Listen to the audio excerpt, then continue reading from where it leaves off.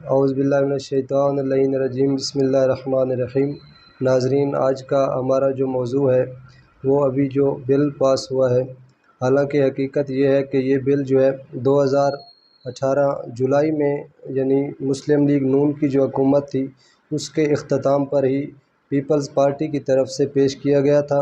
اور اس بل کو پاکستان کی تمام لبرل جماعتوں نے مل کر جو ہے قبول کیا، اور اس کو ایک قانونی حیثیت اختیار ہو گئی۔ تو اس میں اگر آپ دیکھیں کہ شرعاً اس کی کیا احکامات یا کیا نقصانات ہیں، تو اس کے بارے میں سب سے پہلا تو یہ ہے کہ دین اسلام نے جس کو بھی حق دیا ہے کہ وہ عورت ہے، اللہ نے اس کو عورت بنا کے بھیجا ہے، تو پھر یہ حق بنتا ہے کہ اس کو عورت کے روپ میں ہی رہنا چاہیے۔ اگر کسی کو اللہ نے مرد بنا کر بھیجا ہے تو اس کو مرد کے روپ میں ہی رہنا چاہیے۔ اسی طرح ٹرانسجینڈر کا جو ہے، اللہ نے جس کو اس حالت میں بھیجا ہے اسی حالت میں، یعنی خدا کی دی ہوئی جو چیز بھی ہے اس پر راضی رہنا چاہیے۔ تو یہ سب سے پہلے تو ایک دین اسلام سے متصادم قسم کی بات ہے کہ آپ کسی کی جنس کو تبدیل کر رہے ہیں۔ اگر اس کے نقصانات دیکھیں تو اصل بات یہ ہے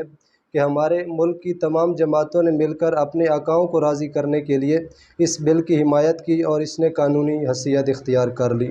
اور اس کے نقصانات کیا ہیں اگر دیکھا جائے تو سینیٹر مشتاق احمد نے جب وہاں اس وقت کے موجودہ وزیر داخلہ سے پوچھا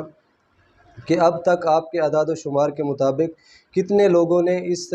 قانون کے تحت اپنی جنس کو بدلا ہے، تو اس سے پہلے آپ دیکھیں کہ اس قانون کا مطلب یہ ہے کہ کوئی مرد اگر ہے تو وہ چاہے تو نادرا سے رجسٹرڈ شدہ طور پر وہ خود کو عورت لکھوا سکتا ہے، یعنی اس کے بعد اگر اسی طرح کوئی عورت ہے تو وہ اپنے آپ کو مرد لکھوا سکتی ہے، یعنی اسی طرح یہ چیزیں تبدیل ہو۔ اگر کوئی ٹرانسجینڈر ہے وہ خود کو مرد بھی لکھوا سکتا ہے، عورت لکھوا، یعنی یہ اختیار دے دیا گیا ہے کہ وہ اپنی مرضی سے کر سکتا ہے، جو کہ بالکل اسلام کے خلاف ہے۔ تو اس کے لیے ضروری چیز ہے، اور جو مرد یا عورت جنس تبدیل ہو جاتی ہے، اگر کوئی مرد ہے وہ عورت بنا ہے تو پھر وہ عورتوں میں ہی جا کر رہ سکتا ہے، یعنی وہ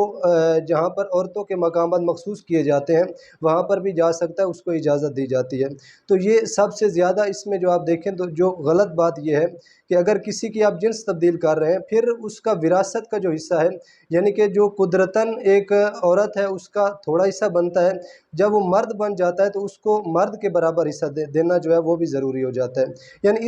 اس طرح کی جو چیزیں ہیں یہ ہمارے معاشرے میں بہت زیادہ بگاڑ پیدا کر سکتی ہیں، اور یہ مغربی جو آقا ہیں ان کے ہمارے اوپر لگائے ہوئے قانون ہیں جن کو ہمارے ملک میں کیا جا رہا ہے۔ تو اس کے لیے ہمیں کوشش کرنا چاہیے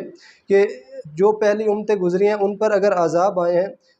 تو وہ صرف اس وجہ سے نہیں آئے کہ ایک بندے نے گناہ کیا ہے، جس نے گناہ کیا وہ بھی یعنی کہ اس عذاب کی زد میں آیا، جو اس پر راضی ہو گیا وہ بھی اس کی زد میں آ گیا، حتیٰ کہ جو خاموش ہو گیا وہ بھی اس کی زد میں آ گیا۔ تو اس لیے ہمارے لیے ضروری ہے کہ ہم اس کے خلاف بولیں، بات کریں جہاں تک ہو سکے، تاکہ اس قانون کو فوراً واپس کیا جا سکے۔ اگر اس میں آپ دیکھیں کہ سینیٹر مشتاق احمد صاحب نے جب اس وقت کے وزیر داخلہ سے یہ سوال کیا کہ یہ قانون چونکہ جولائی 2018 میں بنا ہے تو جون 2021 تک جو ہے اس کی رپورٹ کے بارے میں آپ کا کیا خیال ہے، یعنی 3 سالہ دورانیہ میں کتنے لوگوں نے یہ اپلائی کیا ہے کہ ان کی جنس کو تبدیل کیا جائے؟ تو اس کے لیے وزیر داخلہ کی جو اطلاعات ہیں ان کے مطابق بتایا جاتا ہے کہ تقریباً 28,723 افراد ایسے تھے جنہوں نے خود کی جنس تبدیل کرنے کے لیے اس کے اوپر اپلائی کیا ہے۔ اس میں مرد حضرات جو ہیں یعنی وہ 16,000 کچھ بنتے ہیں جنہوں نے یہ کہا ہے کہ تقریباً 16,000 کہ ہمارے جو مرد ہیں ان کو عورت رجسٹر کر دیا گیا ہے، یعنی یہ قانون اس کے تحت کیا گیا ہے۔ اس کے بعد اگر دیکھیں عورتیں ایسی ہیں جو 12,154 بنتی ہیں جنہوں نے خود کو مرد کہلوایا ہے، یعنی اس قانون کی آڑ میں لے کر انہوں نے اپنی جنس تبدیل کی ہے۔ اس کے بعد 21 خواجہ سرا ایسے ہیں جو قدرتاً خواجہ سرا تھے مگر انہوں نے خود کو مرد کہلوانے کے لیے یہاں پر رجسٹرڈ کروایا ہے۔ تو اس میں سب سے بڑی مصیبت یہ ہے کہ جب ایک آپ کے ملک کا قانون یہ دفاع کر رہا ہے اور اس کو